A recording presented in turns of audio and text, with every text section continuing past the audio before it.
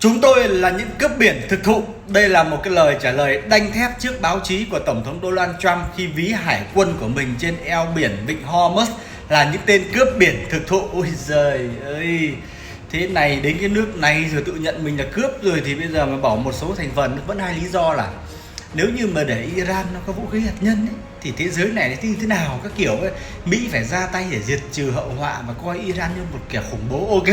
cứ cho là các bạn đúng đi, mình không phân bua về vấn đề uran với cả vũ khí hạt nhân nữa, cứ cho là Mỹ sang Iran vì cái vấn đề đó là hợp tình hợp lý đi. Ok,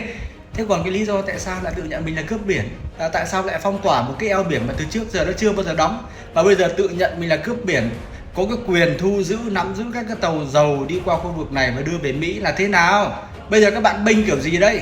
Cái này nó trái với cả luân thường đạo lý luôn đấy, đừng nói là luật pháp quốc tế hay là cái gì cả, đúng nghĩa đen luôn, ăn cướp.